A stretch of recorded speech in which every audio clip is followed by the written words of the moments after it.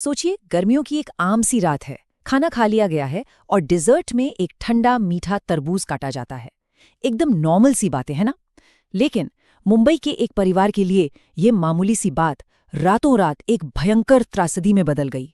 एक पूरा का पूरा परिवार खत्म हो गया। आज हम इसी दिल दहला देने वाले मामले की गहराई में जाएंगे, समझेंगे कि आखिर उस रात हुआ क्या था और मेडिकल साइंस इस रहस्य के बारे में क्या कहता है।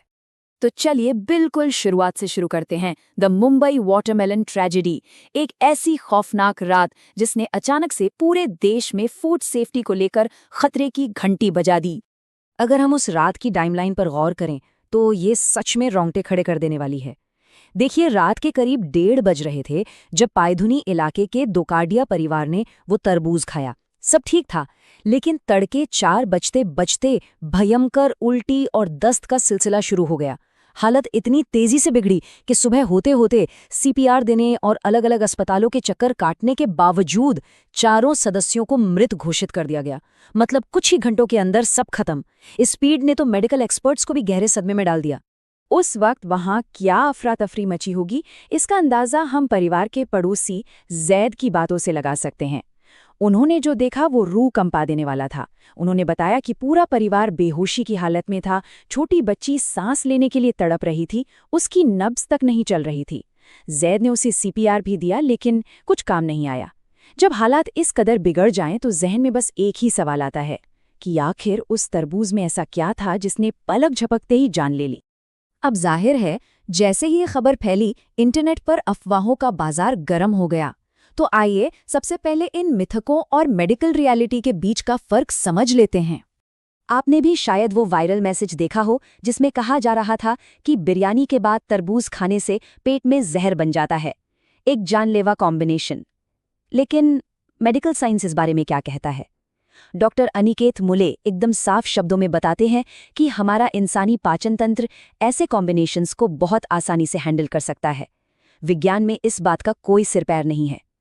तो एक बात तो तय है, मौत की वजह बिरयानी और तरबूज का साथ में खाना बिल्कुल नहीं था।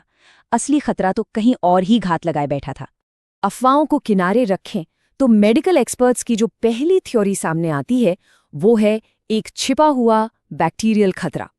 अब सोचने वाली बात यह है कि एक ताज़ा रसीला फल आखिर एक बायोलॉजिकल वेपन कैसे बन सकता है। दरअसल ये खतरा 3 स्टेप्स में पनपता है। पहला स्टेप, तरबूज जमीन पर उगता है, राइट? तो उसके बाहरी छिलके पर धूल, मिट्टी और खतरनाक बैक्टीरिया चिपके रहते हैं।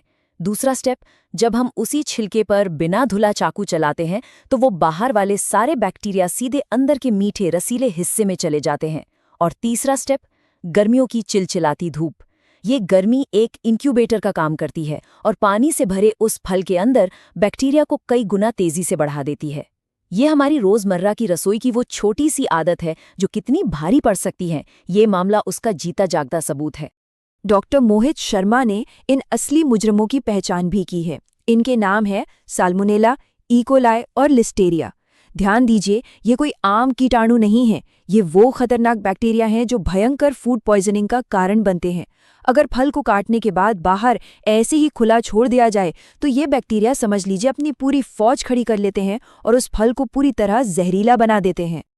और एक बार ये शरीर में चले गए तो समझो तबाही शुरू। लगातार उल्टियां होना, भयंकर दस्त, पेट में ऐंठन वाला दर्द और इतनी कमजोरी कि इंसान से हिला भी न जाए। डिहाइड्रेशन इतनी तेजी से होता है कि बच्चों, बुजुर्गों और गर्भवती महिलाओं के लिए तो ये सीधा जानलेवा साबित हो सकता है। शरीर का सारा पानी मानो निचोड़ लिया जाता है। डोकाडिया परिवार के केस में भी तो यही हुआ था। कुछ ही घंटों में उनका शरीर पूरी तरह कमजोर और पैरालाइज जैसा हो गया था। अब आते हैं दूसरी और सच कहूं तो कहीं ज्यादा डरावनी मेडिकल थ्योरी पर। डॉक्टर सज्जन राजपुरोहित ने एक ऐसे खतरे की तरफ इशारा किया है जिसका सीधा कनेक्शन इंसानी लालच से है, यानी फलों में जहरीले रसायनों की मिलावट। नाम सुनिए, कैल्शियम कार्बाइड और एथिफोन। ये वो आर्टिफिशियल केमिकल्स हैं जिन्हें कुछ फल विक्रेता फलों को रातों रात पकाने और उन्हें वो एकदम चटक लाल रंग देने के लिए इस्तेमाल करते हैं। अगर ये केमिकल्स हमारे शरीर में ज़्यादा मात्रा में चले जाएं तो ये भयंकर टॉक्सिक हो सकते हैं, यहाँ तक कि सीधा मौत की वजह भी बन सकते हैं। ये कोई आम मिलावट नहीं है, ये साफ तौर पर एक धीमा जहर है जो हमें परोसा जा रहा है। इसी लिस्ट में एक और बड़ा नाम है एल्डिकार्ब। ये असल में खेती में इस्तेमाल होने वाला एक बहुत ही हैवी कीटनाशक है। अगर तरबूज को किसी जहरीली मिट्टी या गंदे पानी के आसपास उगाया गया है तो ये केमिकल फल के एकदम अंदर तक घुस सकता है। डॉक्टर मुले ने भी एक बहुत अहम पॉइंट उठाया था कि इतनी जल्दी होने वाली मौतें नॉर्मल फूड पॉइजनिंग में बहुत ही कम देखने को मिलती हैं। ये पैटर्न सीधे सीधे किसी हैवी टॉक्सिन या केमिकल पॉइजनिंग की तरफ ही इशारा करता है। अब सवाल ये है कि भाई इन सबसे बचा कैसे जाए। तो आइए सेफ्टी और बचाव के उन कुछ बेहद ज़रूरी रूल्स पर बात करते हैं जिन्हें अपनाकर हम इतने बड़े खतरे को टाल सकते हैं। हर घर के लिए ये कुछ ऐसे नियम हैं जो जान बचा सकते हैं। पहला, तरबूज काटने से पहले उसे साफ पीने के पानी से अच्छी तरह धो लें, पूरा छिलका रगड़कर। दूसरा, हमेशा धुला हुआ सैनिटाइज किया चाकू और चॉपिंग बोर्ड ही इस्तेमाल करें। तीसरा, फल कटने के तुरंत बाद उसे फ्रिज में रख दें और 24 से 48 घंटे के अंदर उसे खत्म कर लें। और हाँ, सबसे ज़रूरी बात, सड़क किनारे जो पहले से कटे हुए फल बिकते हैं ना, उन्हें तो बिल्कुल हाथ भी मत लगाइए। बाहर की धूप और हवा उन्हें बैक्टीरिया का घर बना देती है। और बाजार से फल खरीदते वक्त भी थोड़ा अलर्ट रहना होगा। अगर आपको कोई तरबूज कुछ ज़्यादा ही डार्क लाल रंग का दिख रहा है, या उसमें से अजीब सी महक आ रही है, या खाते वक्त स्वाद कुछ अलग लगे, तो उसे तुरंत फेंक दें। ये एक बहुत बड़ा रेड फ्लैग है कि उसमें केमिकल्स की मिलावट की गई है। ऐसे फल को खाना सीधा खतरे से खेलने के बराबर है। खैर, फूड सेफ्टी से आगे बढ़कर डॉक्टर राजपुरोहित एक और बहुत बड़ी चेतावनी देते हैं, और वो है गर्मियों की भयंकर लू से बचना, क्योंकि ये गर्मी इन बीमारियों के खतरे को 10 गुना और बढ़ा देती है। 40 डिग्री सेल्सियस देश के कई हिस्सों में पारा इस डरावने आंकड़े को पार कर चुका है। इतनी भीषण गर्मी न सिर्फ फलों में बैक्टीरिया को तेजी से बढ़ाती है, बल्कि हमारे शरीर को भी बुरी तरह डिहाइड्रेट करके बीमारियों के सामने बिल्कुल कमजोर छोड़ देती है।